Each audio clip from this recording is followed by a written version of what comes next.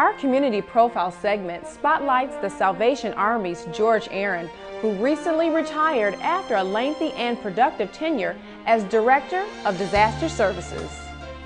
Giving back to the community has always been a quality familiar to Aren. He grew up around the Salvation Army organization, which fostered a spirit in him of volunteerism during his formative years. I had a kid that I grew up with in the Salvation Army at Grand River in West Chicago, Clarence Harvey. He was the divisional commander. The divisional commander in the Salvation Army is like a bishop in the Catholic Church. And his car had been stolen, and we went out to get it taken care of, and then he bought me a lunch, and we started talking about disaster services. And I grew up in the Salvation Army. I didn't even know what he was talking about. And he said, well, in major floods and automatically on a third alarm fire in Detroit, the Salvation Army is called to respond to take care, help the firefighter and the people at the scene of the incident. And I said, oh, okay, I'll think about it. Well, that Sunday night was Flight 255, and he called me, and that was my first response to a disaster. The crash of Flight 255 several years ago forever changed Aren's perception of how powerful volunteerism can be. When I got to the scene, the crash had only happened within the hour, and we had two canteens coming to take care of first responders and victims, of family victims, and I had to find out where they wanted the canteens. And we were out there for 6 days serving around the clock. Well, never being on the scene of a disaster before, I didn't know the power of the Salvation Army uniform. I pulled up to a barricade, and they said, "Are you with the Salvation Army?" And I said, "Yes, I am." He said, "Ed McNamara's office," and that was my introduction of how powerful the Salvation Army uniform is in the community. In addition to the Flight 255 incident, Aren has shared in helping out during the 9/11 tragedy in New York and numerous other small and large-scale disasters. According to Aren, his work with the Salvation Army has become a family affair, and disaster services are but a small part of the organization's overall objectives. Disaster services in the Salvation Army is a very, very, very small part of what we do. We have the Bed and Bread program with Dick Purton. This last year was the first year Dick had been retired. Dick is now on our advisory board, and he will be more active next year. We have the Bed and Bread program that feeds 5,000 people a night.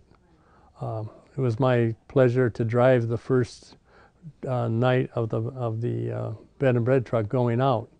And we took food out for 75 people, and we had to look for them. We had to, with the help of one of the volunteers on the truck, we were able to find people that needed food and shelter.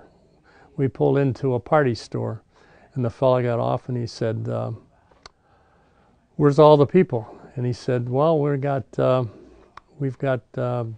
food and hot drink and all that for people."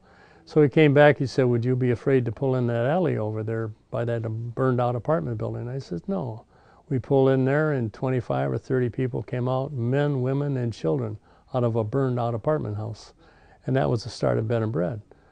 We have sheltering, we have drug programs.